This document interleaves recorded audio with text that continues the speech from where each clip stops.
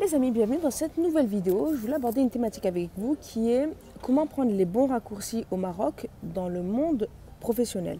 Alors c'est une thématique qui est assez importante parce que en tant qu'expatrié ou alors personne qui vit à l'étranger, vous n'avez pas l'habitude de vivre au Maroc sur le long terme ou alors vous avez quitté le Maroc et là c'est un autre sujet. Et pour les personnes qui veulent s'y installer, y travailler, s'y développer, il y a des raccourcis qu'il faut prendre au Maroc pour que vous puissiez réussir rapidement. Parce qu'aujourd'hui, le temps, c'est ce qui est le plus important et qui est demandé. Avant toute chose, si vous regardez cette vidéo avant le 10 juin 2023, je le rappelle, il y a la visioconférence que je donne dans moins de 10 jours, enfin non, dans 10 jours, clairement. Dans 10 jours, première visioconférence qui est destinée aux personnes qui veulent s'installer au Maroc, qui s'appelle donc Direction Maroc, que je donne en exclusivité sur Zoom. Donc, où que vous soyez, vous pourrez y assister. On va se faire ça de 10h à 15h, 15h30, 16h. D'accord? 10h, 16h. Les personnes qui ont payé les places VIP auront 1 heure de VIP supplémentaire après la visio où je réponds à leurs questions directement. Toutes les personnes qui assistent de manière régulière, ils n'auront pas de session questions-réponses. Mais ce n'est pas le propos. Tout ça pour vous dire, vous allez dans la description et vous réservez votre place parce qu'il reste 10 jours les amis. Et si vous me suivez depuis longtemps, vous savez que je ne fais jamais des visios sur l'installation au Maroc, tout simplement parce que ce n'est pas du tout mon cœur de métier, ce n'est pas mon cœur d'activité. Ok? Si vous regardez cette vidéo après juin, ce n'est pas la peine de lire ça, vous avancez directement à la thématique. Autre chose importante, je suis en train de finaliser mon second livre qui est un business en or où j'explique dans ce livre et je montre en détail comment créer ou développer un projet en étant ou en devenant roi ou reine de sa niche. C'est primordial aujourd'hui, on est tous dans le développement de projet, on a tous un business où on se développe. Comment le faire efficacement de manière à ce que vous soyez au-dessus de la concurrence. Il y a des règles à respecter, c'est pas difficile, mais il faut déjà au moins les connaître et les appliquer. Ok? Tout ça les amis, dans la description, vous avez beaucoup d'infos, n'hésitez pas à y aller. Ceci étant dit, je reviens à mon sujet. Comment prendre les bons raccourcis au Maroc pour réussir? Première des choses, les amis, qui est importante, tout ce que je vais vous dire là, je vais l'appuyer avec moi, comment j'ai fait, mes exemples et mes petites réussites. Ok? Première des choses, moi, quand je suis arrivée au Maroc, il fallait que je trouve un boulot. Comment j'ai postulé? Je n'ai jamais postulé comme tout le monde. Qu'est-ce que ça veut dire comme tout le monde? C'est-à-dire que moi, déjà, de manière générale, je trouvais chiant le fait d'envoyer un CV PDF. Qu'est-ce que j'ai fait? J'ai trouvé très vite des raccourcis. J'ai créé tout de suite mon CV vidéo. En gros, ça ressemble à quoi? Vous allez sur YouTube, vous tapez CV Nadine Kobetri, vous allez le trouver. Il est toujours en ligne, je ne l'ai toujours pas enlevé, vous allez le trouver. C'est ce CV-là que j'envoyais à des centaines d'entreprises pour trouver un job. Première des choses. Qu'est-ce que je veux vous dire par là? La manière la manière dont j'ai pensé à réaliser mon CV, je l'ai fait de manière disruptive. Disruptif, ça veut dire que tu fais une cassure entre ce qui se fait de manière régulière et comment toi tu prends un raccourci. Je le dis tout le temps les amis, quand tout le monde va à droite, toi va à gauche. Ça va vous permettre de gagner des années de galère. Donc de la même manière que moi j'ai pensé à créer un CV vidéo et ça n'a pas manqué puisque qu'est-ce que je faisais les amis? À chaque fois que je postulais, que je cherchais du boulot, je n'avais qu'à prendre le lien de ma vidéo YouTube, de mon CV et je l'envoyais, je faisais des copier-coller, j'envoyais à des centaines d'entreprises. Alors même si bien sûr j'avais des retours, des fois négatifs, à chaque fois ce qui était magnifique, c'est que les gens me disaient désolé, on n'a pas de poste, etc. Mais ils me disaient, en tout cas il y en a en ce moment que bravo pour l'initiative, c'est super. C'est génial les amis, c'est hyper encourageant. Et je peux vous assurer que les recruteurs gardent en tête votre profil. Ça c'est un. Deuxièmement, n'oubliez jamais que quand vous faites un CV vidéo les amis, indirectement et inconsciemment, le recruteur qui regarde votre vidéo, il est en train de vous faire passer un entretien inconsciemment. Pourquoi? Quand vous faites un CV vidéo, qu'est-ce que vous faites? Vous vous exprimez, vous vous comportez, vous parlez, vous agissez. Le recruteur, il est en train de vous voir comment vous exprimez, comment vous vous comportez, ce que vous dites, votre manière d'être, votre personnalité. Donc, ça, c'est ce qu'on voit en général lors d'un entretien physique. Quand on voit un CV PDF, la personne, le recruteur ne voit pas ni à quoi tu ressembles, ni comment tu parles, ni si le feeling passe, si tu as une personnalité qui est attrayante. Le CV vidéo te permet déjà de mettre un pied dans le plat. Donc inconsciemment les amis, c'est soit ça passe, soit ça casse. L'avantage, même si on ne te recrute pas, c'est quoi? C'est qu'en ayant envoyé un CV vidéo, si le recruteur ne te plaît pas, toi au moins tu n'as pas perdu de temps. Au moins tu n'es pas passé dans le process de oui, premier rendez-vous, deuxième rendez-vous, troisième rendez-vous. Là, c'est soit on t'aime, soit on ne t'aime pas. Et l'avantage, c'est que si le recruteur a apprécié ta vidéo, c'est déjà 80% de chances, même voire 90% de chances que tu obtiennes le poste. Pourquoi? Parce que les 10% ou là, les 20% qui restent, ça va être juste des finalités techniques.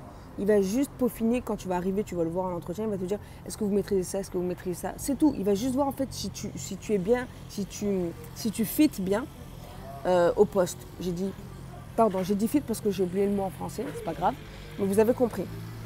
C'est pour ça les amis, je vous recommande fortement, si vous êtes des étudiants, vous voulez changer de carrière, quelle que soit la personne qui me regarde, vous voulez postuler, CV vidéo les amis. Arrêtez avec votre CV PDF, on n'a plus le temps. On a l'ère du digital. Jetez vos CV PDF s'il vous plaît. Faites-moi plaisir. Et vous me remercierez plus tard, vous allez voir. Deuxième des choses, j'ai oublié. Subhanallah. Truc de fou, j'ai oublié la deuxième des choses. Oui, deuxième des choses.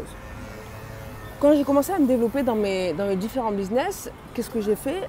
Je me suis dit, avec les compétences et les connaissances que j'ai engendrées avec le temps, je me suis dit, mais il faut que je mette tout ça dans un livre. C'est fondamental. Et je me suis dit moi-même, mais Minadine, mais toi, tu n'es pas auteur, tu ne sais pas écrire. Tu n'as jamais fait ça. Après, je me suis dit, mais attends, mais pourquoi il faut avoir une certification pour écrire un livre? Je me suis dit, mais non, absolument pas. Et donc, je me suis dit, je vais écrire un livre. Pourquoi? Parce que j'en avais tellement dans ma tête, je me suis dit, mais il y a des choses que les gens ont besoin de savoir. Allez, boum, du jour au lendemain, je me suis dit, je vais écrire un livre. Donc mon premier livre que j'ai sorti, alhamdoulilah, qui s'est vendu, je ne vous dis pas que je suis best-seller, évidemment, pas pour l'instant, parce que je suis ambitieuse, pas pour l'instant. Mais mon livre, alhamdoulilah, je l'ai écrit et j'ai eu pas mal de demandes de personnes qui l'ont acheté. Donc franchement, sans mentir, j'ai eu peut-être une centaine de personnes. Évidemment, ce n'est pas 500 000 personnes qui ont acheté mon livre, mais c'est un très bon début, c'est un très très bon début, je suis très contente. Et moi, l'objectif, ce n'est pas d'exploser. Mon objectif, quand j'ai écrit mon livre, c'était pas de dire putain, c'est bon, je vais faire de la thune avec ce livre. Pas du tout, les amis. Si tu écris un livre pour te faire de l'argent, ne commence même pas ton livre. L'objectif, moi, quand j'ai écrit le livre, c'était de pouvoir changer et impacter la vie des gens. Parce que je savais que ce que j'avais écrit dedans valait beaucoup, ça avait de la valeur. Je valait beaucoup d'argent, j'aime pas trop ça, mais ça avait beaucoup de valeur. Apportait beaucoup de valeur aux gens qui allaient lire mon livre. Et c'est ce qui s'est passé. Sur quasiment toutes les personnes qui ont acheté mon livre, sans mentir, les amis, 99% des gens m'ont dit super. Ils m'ont dit super. De ceux auprès de qui j'ai eu un feedback. Les autres, je ne sais pas, évidemment. Donc ça, c'est un. Deux, et quand j'ai écrit mon livre et que je suis devenue donc auteur, parce que je suis devenue auteur, alors, petite précision pour les personnes qui veulent savoir comment on écrit un livre ou quoi que ce soit, je recommande fortement d'avoir un recul sur soi-même. C'est-à-dire que moi, j'ai fait des études de droit au préalable, d'accord, j'ai une licence en droit public, ce qui fait que j'avais une bonne formation, un bon bagage sur la manière de... J'ai un bon bagage sur la manière de rédiger et d'avoir une structure littéraire. Si vous n'avez pas ça, ça va être très compliqué d'écrire un livre, les amis. Vous allez peut-être vous répéter, vous n'allez pas faire de bonnes liaisons de phrases et ça ne va pas donner un style. Donc moi, comme je savais que j'avais ça en ma possession, j'avais ces compétences-là, je me suis dit, je peux le faire. Alhamdoulilah, ça s'est très bien fait. Donc, quand je suis devenue auteur et que j'ai dit aux gens, ça y est, j'écris un livre, on va le vendre, je peux vous assurer, les amis, que les gens ils étaient étonnés. Ils se disent, mais attends, mais celle-là, d'où elle sort? Comment elle passe du entrepreneur à écrire un livre? Mais oui, c'est ce que je vous dis, quand tout le monde va à droite, toi va à gauche. Il faut toujours en fait que toi tu fasses le contraire de ce que les gens font pour avoir cette disruption entre ce qui se fait de manière classique et toi le raccourci que tu prends. Votre stratégie, les amis, si vous voulez réussir au Maroc, sur le marché de l'emploi, même au cœur de votre entreprise ou alors au cœur auprès de vos collaborateurs, etc., il faut que vous ayez un mindset, un état d'esprit où vous prenez toujours la tangente de l'autre côté. Ok, évidemment, ne soyez pas extrémiste, n'allez pas de l'autre côté qu'on ne sait même pas où elle est partie la personne. Évidemment, non. Mais il faut que vous ayez un état d'esprit qui fait que vous ayez un esprit vif et vous arrivez à anticiper et à visionner les tendances les plus percutantes dans votre domaine d'activité, dans votre univers, j'en passe. Ok. Et troisième exemple, après avoir écrit mon livre, ce que j'ai fait qui a aussi surpris un peu les gens, c'est mon événement. Au mois de février 2023, j'ai fait ma première grande conférence, le Value Event. Je ne pensais jamais faire un événement comme ça. Alhamdoulilah, ça s'est aussi super bien passé. J'ai eu pas mal de personnes qui sont venues. On a fait ça à l'hôtel, ça a été toute la journée. On a mangé là-bas et tout. Alors, pour quelqu'un qui fait des événements tout le temps, oui, c'est standard. Ils vont dire, mais attends, elle n'a rien fait d'extra. Oui, parce que toi, tu le fais tout le temps. Mais quelqu'un qui part j'étais à Nice, je menais ma petite vie, puis d'un coup, je décide de m'installer au Maroc. Et puis d'un coup, je me lance dans l'entrepreneuriat, et puis d'un coup, j'écris un livre, puis d'un coup, je lance un événement, et puis d'un coup, les gens ils viennent et c'est génial. Pour quelqu'un qui part de zéro, il y a quelque chose, c'est intéressant. On voit une certaine évolution. Et si vous voulez vraiment faire la différence, les amis, c'est dans c'est cette direction-là que vous devez prendre. Vous ne devez pas suivre les moutons. Vous le savez, on le sait tous en théorie, mais on a tendance à moins le pratiquer en pratique, c'est le cas de le dire. D'accord les amis, voilà, c'était vraiment 3 exemples que moi j'ai menés dans ma propre vie. J'espère que ça va vous motiver, j'espère que ça va vous conforter dans l'idée que vous aussi vous pouvez faire beaucoup de choses. Et troisième des choses, restez motivé et ayez confiance en vous. D'accord? Parce que si vous n'avez pas confiance en vous, personne n'aura confiance en vous. Vous êtes votre premier moteur de motivation, c'est vous. Vous êtes capable de tout faire, on est tous des êtres humains, vous pouvez tout faire.